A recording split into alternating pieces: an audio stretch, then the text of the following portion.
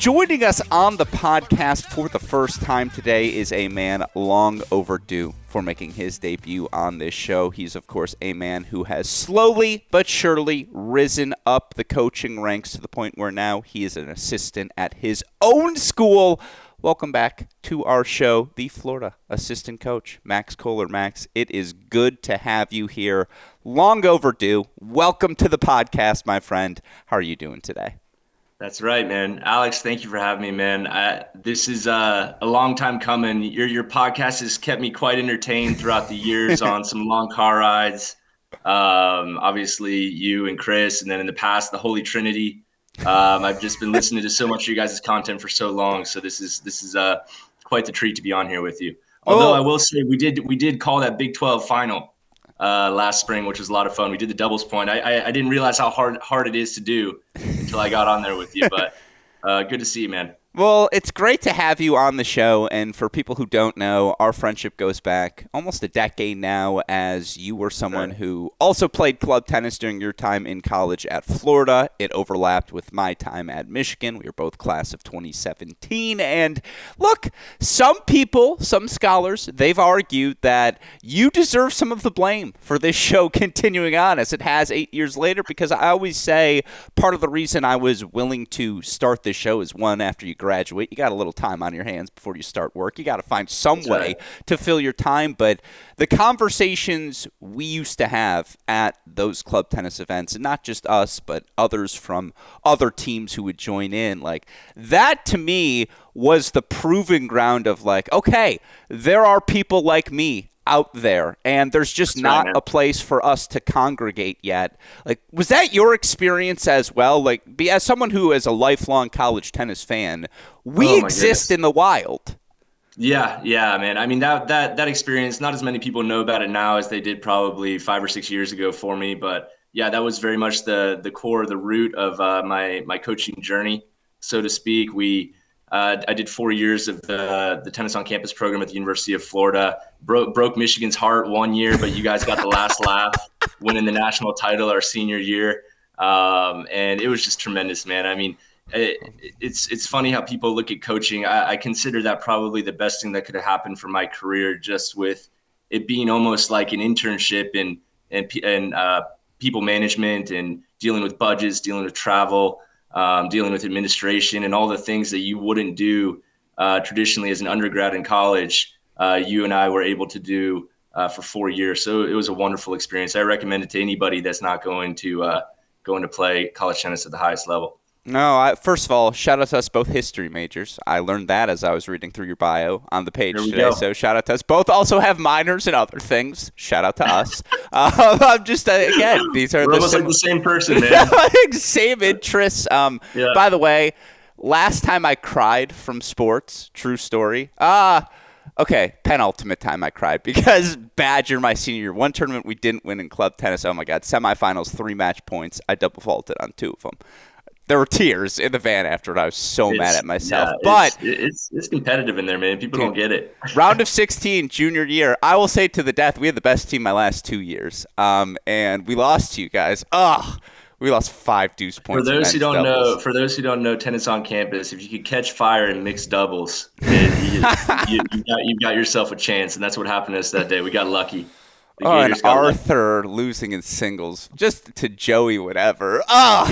We're opening up wounds here. Yeah, it was a bad loss. There's some serious tears afterwards, but it all led to good things. All that is to say, like, you went into coaching right away at an academy, and then I believe that led to a job at Bethune-Cookman, if my timeline is correct. Just like talk me through.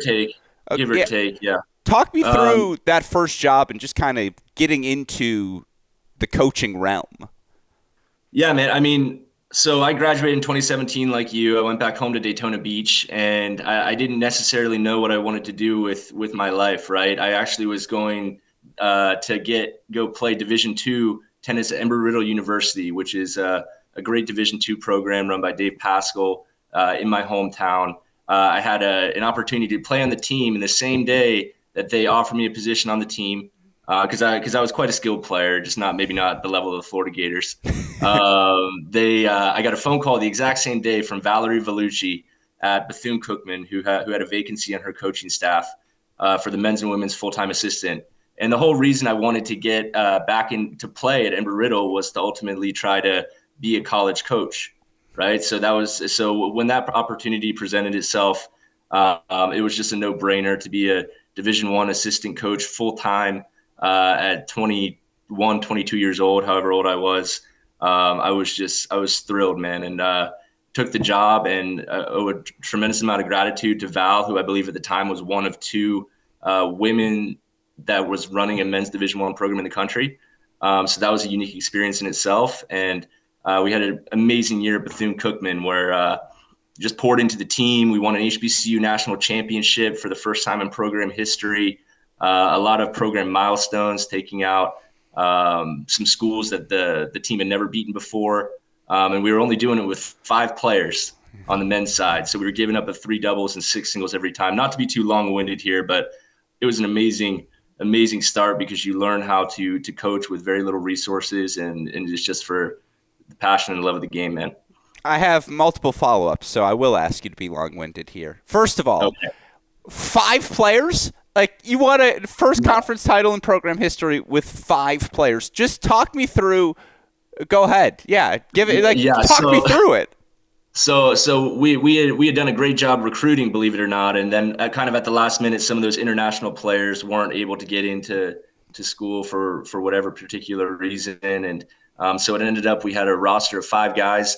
Halfway through the year, we added a 6th player. His name was JT off the football team. Okay. Okay, had never played tennis before in his life, and he played a little bit, maybe whatever, but we were trying to get the 6 singles maybe as a default because some of the other teams didn't have a number 6 player as well, right? And he came on the team, and his first match we had a 4-3 win against NC A&T, and he was the first guy rushing out there in the dog pile. I got to send you this video; it's incredible. But yeah, I mean, back to your point, with only 5 players, we gave up 3 doubles and 6 singles every time, and we're playing real mid-major Division I schools. I think we finished 10-9 that year, and you just learn to really build your team with a real steely, resilient mentality. And these guys, man, they didn't care that we didn't have enough players. They didn't care about any of that. They just wanted to have a great senior year. And the things I saw them do that season was really, really special, really special. And I'll miss those guys. I still talk to some of them today. Some of them are still in tennis. Yeah, it's a little different now with a lot of Division I schools offering 2 assistant coaching positions. When you were first getting started, the volunteer assistant was a role you would have to find yourself in. But just even getting that first job at Bethune-Cookman, I think a lot of people would hear that and say, okay, well, how? Like, were you just applying everywhere? Did you happen to, like, how was it getting that first job? What did that actual process look like? Well, with what we had done with tennis on campus, Alex, just with, how well at the time that the USTA was endorsing tennis on campus, and obviously Florida, Michigan were the national champions that last year. Shout out to you. But Florida, we had done a tremendous job there for 4 years, really building. I built a great reputation in the Gainesville tennis community and kind of in that Central Florida area as a result of what I had done in school. And so I didn't really even apply. They just called. So that was kind of a byproduct of some of the work that I had done the years prior, but very circumstantial, very lucky, but nonetheless manifested my own deal there. What did you find more difficult, adjusting to the minutia of the job or adjusting to the coaching of the job? Like, what was the tougher thing to pick up right away? Like the actual being the assistant, or learning that being an assistant coach oftentimes has very little to do with tennis? Yeah, I think the biggest challenge for me was just the pure tennis piece, right? Because the administrative work, the recruiting work, all of the fine details, the office work, all of those things, I felt very equipped and ready to go with. And obviously, I'm really selling myself short here. I have a tendency of doing that. I had the ability to play a really good level of tennis, so I knew the game.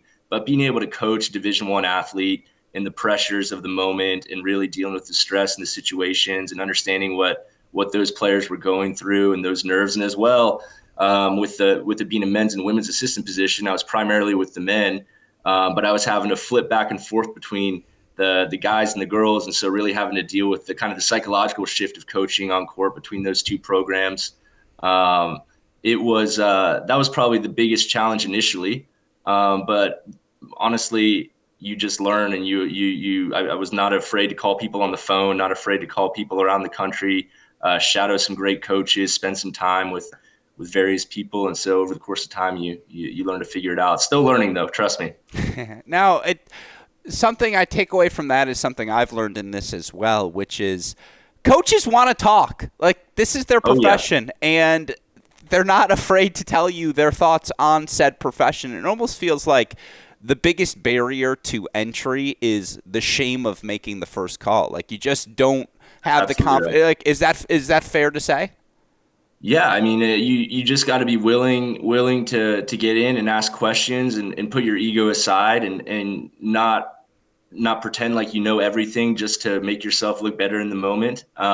Just be really, really aware, socially aware of the people that you want to surround yourself with, and then over the course of time, you really learn. You just learn, and you develop new skills, and but just communication at a high level. And trust me, there's some of the best coaches in the world. All they want to do is talk about their craft, and you just got to be willing to go up to them and ask. Yeah, and it's a credit to you again. Stops, obviously, you go to Stetson, then you go to UCSB, Oklahoma, Oklahoma State, obviously, before now you are at Florida. Yeah.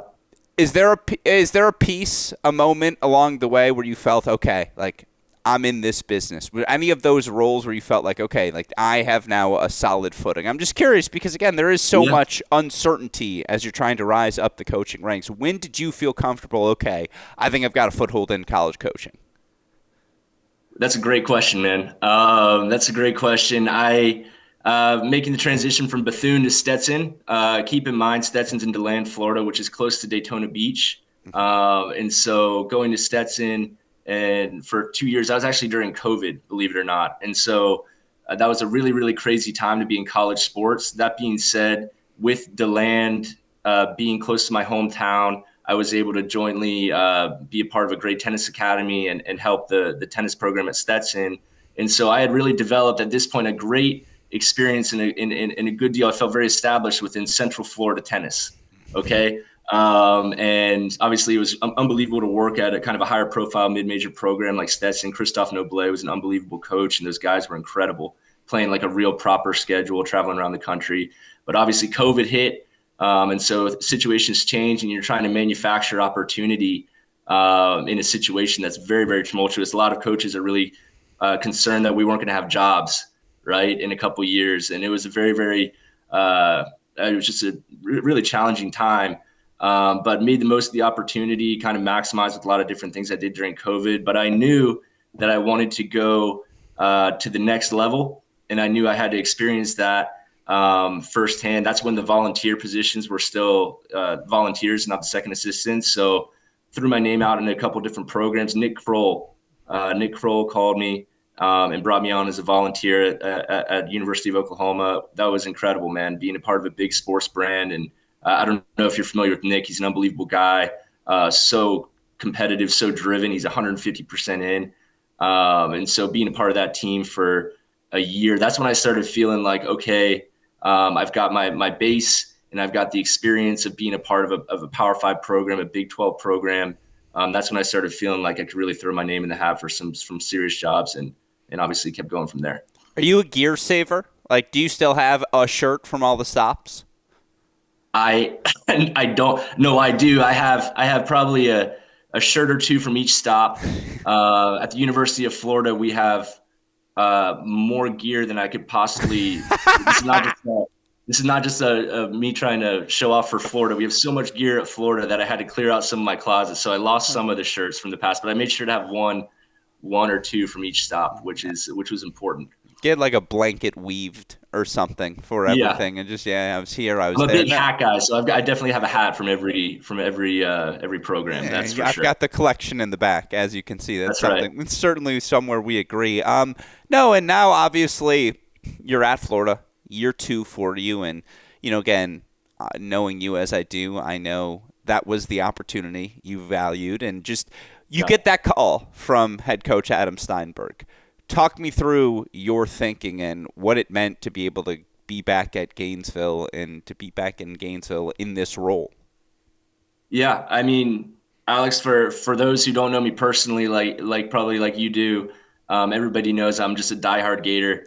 I grew up a Gator. I've been going to Florida football games since I was 3 years old with my family. All of my wife's whole family went here. My friends, like it was always just a part of our culture growing up. Okay, and when you have that growing up, it's just always obviously then my alma mater. It's always a part of you, and when Coach Steinberg called, I don't think there was a single second assistant job in the country that I would take besides the University of Florida. It was just so special. It was a big, it was, I guess you could call it a pipe dream of mine to be able to coach at this school one day. And I knew that if I didn't take this job, then I would probably regret it for a very, very long time. That being said, I was incredibly happy at Oklahoma State. I was working with Dustin Taylor, who has more knowledge about tennis in his pinky than the rest of us do in our entire body. So we were about to do great things over there, and it was heartbreaking to leave Oklahoma State at the time. We were going to build something special, but when the Florida Gators call, man, you can't say no. And so it was incredible, and I owe Steiny a debt of gratitude for bringing me home and letting me coach here. No, and again, always helps, especially knowing how Steiny likes to run his program when you have a guy all in on all aspects of the program, as I know you are. Certainly it's a great fit for you. And, last season, 15-12 overall, you guys make round 2 of the NCAA tournament. It was a young team, no doubt about that. What'd you learn about your group last season? How did last year help shape what you guys were working on this fall? Yeah, I mean, last year was a tremendous amount of change for the program, right? Besides myself coming in as an assistant, also Anthony Rossi, a tremendous hire from VCU, was a head coach, came into another assistant role, the associate head coach role, as well as a couple obviously new players coming into the program. So I really felt like last year was Steiny's almost his first year with the Florida Gators, with all of his own hires on the coaches, some of his new players, and so we were really building from the ground up last year, and we did a lot of special things, man. I think there's no secret. Our values as a program lie with the team, right? And we have a very particular and unique style with the way that we want these guys to compete and play. And that takes time. That takes time to build. It takes time to build the culture the way we want it, making sure guys are coming here for the right reasons and playing for the team over themselves. Over the course of the year, I thought we had some really, really special moments. I think to your point, we had a bit of a young crew last year, so it was a little bit like riding a roller coaster, some high highs and some lower lows. But we kind of leveled out and we pushed through, and we were competing at the upper end of the SEC to finish off last year, and then obviously ran into a really tough UCF team in the second round of the NCAAs. And at that point, it's just college tennis is so deep now, man. It's high margins. That home court advantage is a huge deal when it comes to making runs in the tournament, and they got us that day. But a tremendous amount of growth for the team last year, and obviously going into this year, we've reloaded. I think we've gotten a lot better, even just roster strength, the players that we have, the core returning. So I think the Gators are coming, man. Hopefully we'll give you something to talk about this year. I'm looking forward to that. A couple more questions on that spring. Just here's a split for you, and I'm sure you're aware of it. Last year's team, 15-12 overall. 9-2 at home, 3-7 on the road, 3-3 neutral. I'm not saying home court advantages don't matter in tennis, because certainly they do, and it just helps to not be traveling. Is that a sign of a young team? Like, is that something you guys look at and discuss with this group? We did a little bit last year, and not to get too into the weeds here. Actually, the year prior, that the team was a bunch of, like, 5 of the starters were freshmen, right? I believe, give or take. And I think that the Gators had maybe won one match on the road. And then last year, we had played in a couple situations. Going into the SEC, I think we went on a stretch where I guess we won 3, if that's what you just said. And that was an accomplishment. Listen, man, in the SEC, with how good these teams are now and how much buy-in that these programs put into these matches to where the fans are coming in, and it's just not easy to win on the road. I think as you have a more veteran team, obviously, like to your point, a more veteran savvy team, guys that have been doing it again and again, I think that experience is just critical. I think experience matters less at home than it does on the road, to your point. So hopefully we're going to be able to manage that schedule a little better this year and get a couple more because we need to. What match did you learn the most about your group last season? Whew. That's a great question. I'm going to go with a really big moment. We had just gone on a stretch where we had actually won 3 matches on the road, right? And we ran into a really tough Mississippi State team in Starkville. And for those who know college tennis, they know that was a really, really strong team last year. Tough to play on the road. Got beat up a little bit, and we go home, and we had to really look ourselves in the mirror and kind of reevaluate where we needed to attack and push for the remaining of the SEC season. We played Georgia at home on a Thursday night, and it was just an absolute shootout with obviously a big rival. The Florida Georgia rivalry in college sports, it's everywhere, man. That means a lot to our players, a lot to their players, and we had a tremendous match. We had a guy at number 6 singles clinch it 6-3 in the third. And we had an amazing moment in the locker room celebrating after. And the reason I say that was because 4 days prior, when we're getting on a plane out of Starkville, we weren't feeling like champions. And to have the mental resiliency to be able to win a high pressure match like that at home a couple of days later, that was really, really special. So I'd say that's probably the one that I look to. No, it was a good run, and you mentioned again those 3 road wins. You guys get wins at Ole Miss, at Vanderbilt, at LSU, and obviously again it felt like you were playing your best tennis come the end of the season. You talk about valuing the team above the individual result, and that's something that's emphasized at Florida. And again, you'll hear a lot of coaches say that, and I'm not saying other coaches don't do a great job of emphasizing that very thing, but if you've been around an Adam Steinberg program, he means it when he says that. And I'm just curious, you've had a front row seat to it now for 18 months. Like, what does that look like day in, day out? Like, for a player who's wondering, well, I hear, like, when you say this in a recruiting pitch, no. What do you mean? Like, what does that look like? Alex, I mean, you were I don't know if you're supposed to say this, but you're a diehard Michigan fan covering his Michigan teams. Right? I was a Michigan student. Let the record show. Yeah, you're a Michigan student, right? And so Coach Steinberg, he would not like me calling him Coach Steinberg. He makes me call him Steiny, even when I try to call him Coach. He's been doing this for 37, 38 years, man, and it's so clear and so evident why he's been successful for all these years and why he still has the ability and the endurance to keep it going. He's so committed into the values that we have as an organization of being the team being more important than the individual person. And with that kind of consistency and messaging, as well as that drive to win, it's a pretty powerful combo. I tell recruits and our guys are very well aware. We practice what we preach, man. There's not a single day you can come into the building without being ready to go. Without being ready to put your heart and soul into the Florida Gators. And that's driven by the head coach, and he does a tremendous job. I couldn't imagine how he was like at Alabama when he was 30 with this he is now. It's incredible, man. And just being able to learn from him and being able to see someone just so committed to their values it's special. It's why we're going to be successful over the course of time. The example I would turn to from the fall is the match between Jeremy Jin, now the junior, which I can't believe how quickly that happened for you guys, and Van Lobensel's at Conference Masters where, again, I think it was for a double break 3-love for Jeremy in the second set.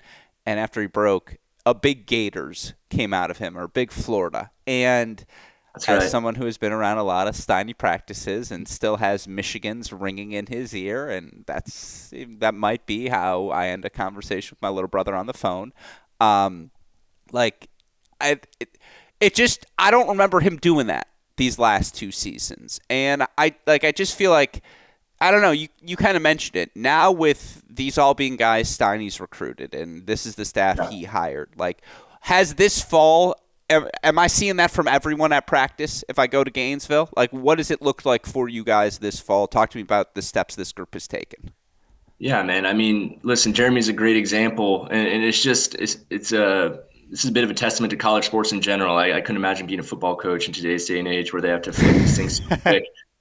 Things take time, man. These are young men that they come up playing juniors where they're doing everything by themselves and competing and fighting to put food on their table for their families at a very young age, and they get to school at one of the highest profile programs in the country, like Florida, and you're expected to be on a team and buy into team values. It takes people time to be able to understand what that means, especially when we're coming in and building it at Florida rather than it being already established like 3 or 4 years down the line, right? So we're building it from the ground up, and guys like Jeremy have done an amazing job being leaders of the team in terms of their energy and attitude and focus. He had a great tournament in San Diego, to your point, where he's yelling "Go Gators" and all that stuff. But really, all of that work was done on the practice court the weeks leading up to he had a tremendous 3 weeks of practice leading up to this event.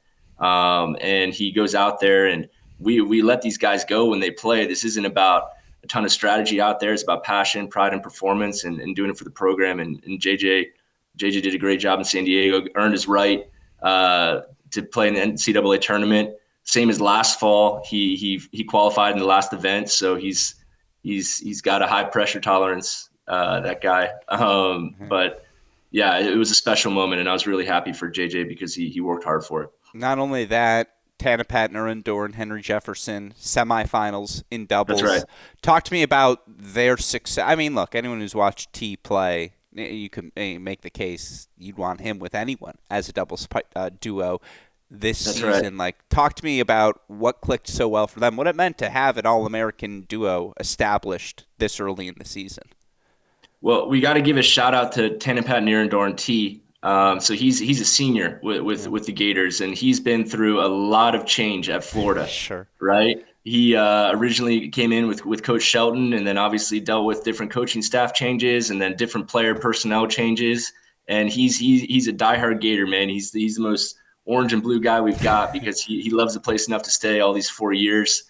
And then you pair him with Henry Jefferson, who's for those who look at Henry's story, he's still a really young guy, and he came into Florida with a ton of potential, but maybe a little bit underdeveloped. And this guy has turned into an absolute workhorse day in and day out, earning his right to play the level of tennis that he's performing at. And so with the doubles pair, they're both so high energy, both emotional players. They're both incredibly passionate about Florida. And so you put T cleaning up at the net with Henry's 135 mile per hour serve. It's not a bad deal. And they've really represented the program well this fall, making that All-Americans run, semifinals, and then obviously the semifinals of the NCAA tournament. I don't know where they're sitting right now. I think maybe 6th in the country in doubles. And that's well earned. They've been working on that for a while. Were you at the match in 21, the final? This is crazy because I am a Gator. I did every match besides the final because I believe I had a family wedding to attend at the time, and so I had this match on my phone. That final, from what I gathered on my phone, like I watched from start to finish, much to my wife's pleasure. Was amazing. I've rewatched it several times, and then I've got a lot of friends and family that were there for that whole run that I was with most of the time that were just telling me about the electricity of what it's like to play for an NCAA championship in Orlando.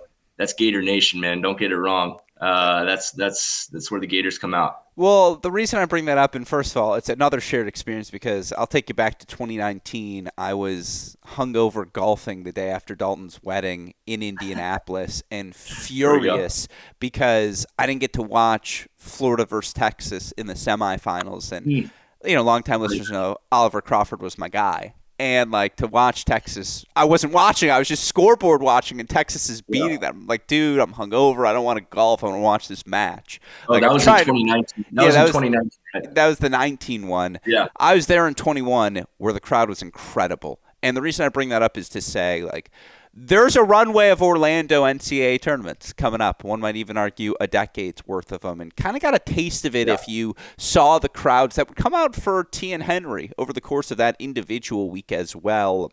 Is that something you guys are talking about, thinking about? How valuable is it to know, all right, if we can get to this final site moving forward, we can have ourselves a crowd? We're definitely aware of it, probably more as a staff than what we relate to the players, because I think we're just so locked in and present to what we're doing right now. Not to give you a Sure. cliche, but we are very much aware of like the opportunity and the I guess the advantage that comes with that down the road, to be able to play in front of fans that are passionate about what you do. That's what it's all about. So whether it be us playing there or whoever, we just want that place packed whenever the NCAA tournament comes around, because that's the crown jewel of our sport. No, it was notable, I guess, was something and it was just a reminder of when you guys, again, that 21 final run. It was, yeah, I haven't seen a crowd like it, and it was great too because they were all there for the Lulu Sun Patch Galeva ending for the women's final. It was a fun Yeah, evening. they were there for Perrin Nielsen was Yeah. in the finals at Pepperdine. Now he's the Florida Gator women's head coach, and so we've got all the pieces here, man. We just got to go get it done. I like it. Yeah. By the way, I'm sure it was a great wedding too. Like, don't mean to poo-poo that. I'm sure it was a good time. Yep. So shout out. The phone has been out watching tennis at weddings as well, my friend, many many a times. And so it's, again, my college roommate always asked, "How's Bjorn Fratangelo doing?" Because that was the challenger player of choice before we'd go out back in college. And so it's like, yeah, dude, I got to finish watching this match. So we've all been there. Just some more questions more broadly about coaching and your role. Obviously, you've had the opportunity to go recruiting now, and I like to think you've had some success in doing so as well. What's it like recruiting now versus maybe when you started? Has it changed? Like, what's your approach to recruiting? Man, people have asked me that a lot, and I don't know how long I've been doing this, maybe 8 years or so, 7 or 8 years. So this chaotic world of recruiting is frankly really the only world I know. So it's always been like this, right? And I think right now, just from my personal story, just going through the different programs and recruiting for different organizations, but not necessarily being able to see the players that I've helped bring in perform. That part's been challenging for me, because you develop such strong interpersonal relationships with these guys coming into school. Now at Florida, obviously the challenge comes with you're recruiting the best kids in the world, best kids in the country. But in our situation, we're really looking for guys that fit into our system, right? Because we've turned down a lot of great players that I think a lot of other schools would take, because we don't believe they're necessarily going to align with our team values and culture. And so finding those guys, finding those kind of character profiles, really vetting out the families and making sure that everything's good to go. That's really the challenge, because even now with the nine player roster cap in the SEC, you've got to be even more selective and even more careful.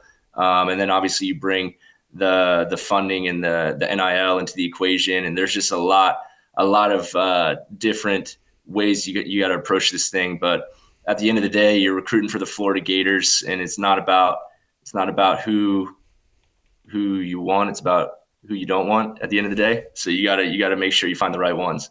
Yeah, no, and I want to ask about that NIL piece in a second, but as you and your team, again, the Florida Gator coaching staff approach recruiting, the conversation now is so prevalent in the split between, all right, am I recruiting 18-year-olds, whether they be American or international-based recruits?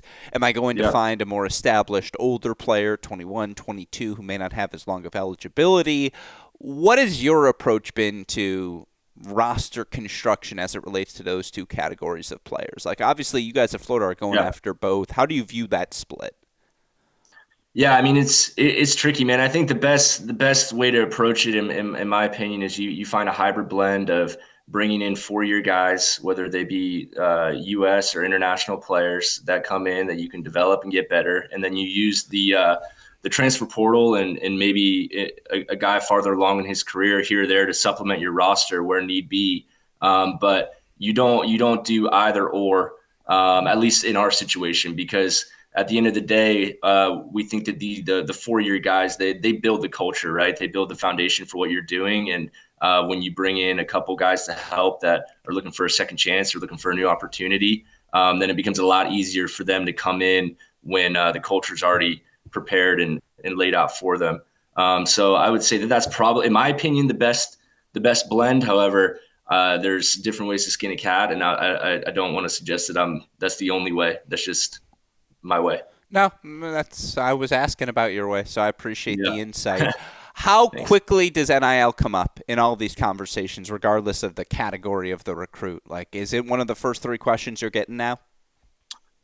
It really just depends, man. It just depends. I mean, listen, I think it's the people are pretty well aware at the level of a place like Florida, a major SEC institution. They're aware of what's available, but at the end of the day, if we're talking to players where that's the first thing that they ask us, that's a little bit of a red flag for us because I really do mean it. We're looking for guys that uh, care a lot more than for just that. Yeah. So. Have you heard the numbers that get floated around? Like, how prevalent is the NIL piece as a conversation point amongst coaches? I mean, there's so many numbers that fly around. I think that there's some market drivers, right? And so those market drivers really spike things up, and then it's up to the agency and the people involved and the recruits to be honest about the conversations they're having and make sure that those numbers don't get inflated just to try to get a sweeter deal. So I think there's a little bit of that, but everybody's operating in different situations. I mean, you'd be amazed. I think every program, some programs that you think are really putting out a lot of money, it might not necessarily be, and others might be. So you just don't really know until you talk to the people involved. And there's a lot less money out there than I think people think, but that's okay. No, it's a fascinating conversation point. Certainly, one I've had many conversations with coaches Yeah, about you're putting me on the often. hot. You're putting me on the hot seat here, Alex. Okay, you're not the only coach who's going to be in the hot seat today. I I know. mean, look, I hope. it's a spoiler, I guess, for people for a future pod. Austin Rapp's coming on later. He's going to get these same questions. Don't you That's right. worry. That's right. You talked earlier about how during your time in college you were able to connect with so many different aspects of the Gainesville tennis community, and I'm curious in your coaching role now on with the men's team, how valuable those connections remain. And I do think the future, especially for our sport, it's just essential to prove that we are a needed part of the fabric of whatever community your team is within. And I'm curious how you have gone about knowing your background, trying to Yeah. further ingrain this Florida men's tennis team within the broader Gainesville tennis community. Yeah, man, that's what it's all about. I mean, as you can imagine, we've got some connections to the tennis on campus program within the school. T's actually living with one of the presidents, so we've got a great connection there. He's able to support us by bringing great tennis players on campus to come to support us at our matches, and then trying to do. I'll give a shout out to Henry Jefferson and Francesco Cordova. I think it was driven by Henry. They went to a couple of the fraternity houses and sorority houses and announced to get the Greek life organizations involved in what we're doing. And so we really tried. There was a point there last spring. We started the SEC 3-0. I think we had beaten Auburn, Alabama, Kentucky, going in to play Texas, where we had that place, the stadium, almost filled up for that Texas doubles point. Because as well, you got to consider and keep in mind that in Gainesville, when your team's doing well, that's when the Gator fans come out. So we're just pushing really hard at it, man. I mean, there's no set formula right now, but we want people in Gainesville to feel really connected to our program. I think our summer camps over the summer as well has been a great part of that. We're able to get a lot of the families out, a lot of the kids out, and just getting them familiar and comfortable with our players as well. And very well, you have a couple fans come out, and it's way different coming to a tennis match than a football game. You feel like you're there. You feel like you're in it with the players, and it's a tremendous product. It's just a matter of time before we get it to where it needs to go. Some would argue the greatest product. Last few questions We for would you argue here. the greatest. You Yeah, and I would. exactly. Last few questions for you here. Columbia, Kentucky, Illinois, Gators. It's That's a fun right. kickoff weekend, my friend. Yeah. Just talk me through this team, what it's going to take for you guys to take another step forward come 2026. Yeah, man. I mean, we've got a great deal in January. We start with a doubleheader at home, Georgia Southern and South Florida, two tremendous programs, and then we go off the next weekend, I believe, to Columbia. We're going there as the 2 seed. we're going back. We went there last year. And then we picked Columbia as the 2, and right away Kentucky picked us as the 3, and then sure enough Illinois as the 4.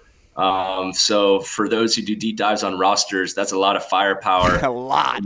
in New York City that weekend. I think it's going to be a bit of a situation where you roll the balls out and let the boys play, because there's just going to be a lot of juice in the building. We're really, really excited. I think Kentucky's obviously done a great job building on their roster in the offseason, and their players are playing well. So we've got to take these guys out, and but they do a great job. And obviously Anthony Rossi is our associate coach, is a Kentucky alum, so we got to get it done for him. And then obviously the winner to play Columbia, Illinois. And obviously Columbia's got Michael Zhang playing number 1 singles, and then Illinois' got the choice of what they want to do with Miyoshi, who's playing great, Gabriel DeBrew, who was around 225 coming into school. So let's see, man. You tell me. I mean, you tell me. We'll be ready to go. I promise you that. But I think everybody's going to be going after it. Yeah, it's a lot of good teams in the mix this season, and I think that's going to make it really fun for all of us tennis fans who get to tune in throughout the course of the year. This is an on-the-spot question, but I'm always curious because we are of a similar age. Do you think we could be doing something better as a sport to get more prominently featured? Like, and this isn't self-serving. I'm not looking for a Cracked Racquets compliment, I promise. But, like, do you think it's something about college tennis that, like, I agree with you. Any fan you talk to who you can get in the building will tell you, oh, I didn't know it was like this. Why don't they know? Like, what more can we be doing, do you think, to make more people aware, not just tennis fans, but, like, college sport fans, hey, this is a fun place to spend 3 hours on a weekend? Well, I'm sure there's a lot of different ways to look at this. Keep in mind, I'm not approaching this from a financial angle, nor do I pretend to understand the nuances of contract obligations and negotiations and the different things that involve there. I think some, in my opinion, maybe on more of a niche idea. There's a lot of different sports in the country that do a really, really good job highlighting and promoting the programs outside of the competition, to where the fan base really understands the players, right? And they really understand the teams. And then there's honestly a sense of connection for people when they watch on TV. And I think maybe for college tennis, finding an avenue to where we can get more like in-depth coverage, to where when it's not like you or Chris that know all the players, know all the coaches, all the personnel, all the people, doing some more behind the scenes, some more interviews, some more exciting clips and coverage, to where the broadcast, you feel like you're immersed in the sport, because there's so many amazing storylines. And sometimes I think when we roll it out and it's presented to people, it's not like done as well as it could be, right? And I think that probably would, you got to take care of the product you have before you try to build it out to the whole world to see. So just getting the quality a little better. There can only be so many Gruskins and Chris Calioruses that can narrate every storyline in the country. No, it's just, again, communicating. This isn't tennis. This is college tennis. There's a difference. Right. Like, Big trying difference, to explain that to people is the most difficult part, but then you see it and you understand very fast. And, yeah, again, it's going to be my mission to figure out how to make the product look best on TV. I'll figure that out at some point. That's the Rubik's Cube, I promise, my friend. I'm still working on. We need like a Netflix, like, Last Chance U version of college tennis or something. Like, let's get in the weeds here. Here's where I agree. You say that, and I like to think I could plot it out, because I know what it needs to look like. Here's the problem. You ask any coach to do it, and it's like, yeah, but I don't want them seeing that. Yeah, I don't want them, but it's like, you have to let us see that. If you don't let us see that, there's no show, and there's plenty to be seen. Trust me. Hey, you know Steiny, man. You give him a call and sit him down in the office and present to him. He'll be ready to go. I love Steiny, and I'd say this to him. The problem is Steiny knew me when I was at my most reckless.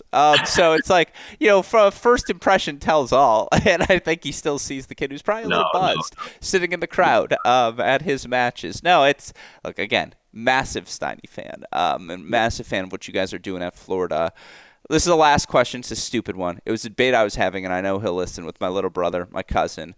They were making fun of me. But you got to see it in person. And I bet with this clip, he'll listen now. So I'll send this to him also. and be brutally honest, because I would like to point out again, Max Koller, our guest, has worked Bethune-Cookman, Stetson, UCSB, Oklahoma, OU, then Oklahoma UC. State, yeah, OU, UCSB, Oklahoma State, now Florida. By the way, again, shout out to you, a path well taken. Thanks, man. Max Rothman served, Division I or not? Oh, no doubt. This is one of the arguments I've been making for years. I'm not gonna nerd out for all of our listeners, but for those who don't understand, at the time, pre-COVID, the quality level of tennis on campus, they would be very, very surprised. And if they do a deep dive into Alex Gruskin's recruiting of that girl that ended up was like, what was she, like 27 ITF that was playing on your team? I mean, Gruskin, well done, man. Look, well done. It's Great on the recruit. when I submit my candidacy to be a coach someday, I will say, look, I've recruited before. Like I've said it. Laura played for. She served harder than Max Rothman, and Max Rothman was serving huge. So she got hooked by a UCLA twice in the course of a game, and she looks at him. She goes, "Oh, okay, I didn't know we were gonna do that." And they didn't lose a game the rest of the way. They ripped off like 5 in a row. I think they lost 4 points over the next 5 games. Yeah, and again, I've said it before. Evan King came up, our singles player, Carrie Who. Evan King came up after a practice. Because shout out to Steiny, who sent us coaches for the last month because he's like, I want you guys to go win. And amazing. Did. Spoiler alert. But Evan King, I watched him and he's like trying to do it privately so no one would see it, but I was snooping. And he goes up to Carrie and he goes, look, like, all I'm saying is, if you want a shot at the varsity team, I'll talk to Ronnie. Because, like, I really think you would have a place. And she's like, no. Like, I came here because I didn't want to play college tennis. That was the whole point. And I was like, That's people, incredible. We might win this. And you did. Yeah, exactly. But no, what I try to point out is, for Rothman, like, he has one of those shoulders. It was a legit 120 with some sauce on it. Yeah. Whoever you want to clip it out, yeah, he did. He put that serve with a lot of players right now that we'd be happy with it. The coach, which begs my little brother's retort is always, well, then why didn't he play Division I tennis? And then I'm like, well, I could get into all the other things, but like I'm just talking about the serve. Like that's right, it can hang, and so you wanted a Michigan education. You wanted to stay focused. That's why. No, there's a lot of look, backhand. It's going rolled into the net. Yeah, we can get it. A forehand's nice, but anyways, all that to say is sincerely. It's conversations like that we've been having for a decade now, and it's so cool to see the success that you have had. I like to think I have a dream job, and yet the idea of being the coach at my alma mater is probably still the utmost level of that dream. And so it's awesome to see your success, and obviously I'll say it. Yes, I can be accused of more biases, but I'm rooting for you and the Gators, of course, and appreciate you taking the time to chat today, my friend. Gruskin, thank you, man. It's feelings mutual. We're doing it together, buddy, okay? And we'll talk soon, no doubt. Appreciate it. Enjoy the month off, my friend. All right. Bye-bye.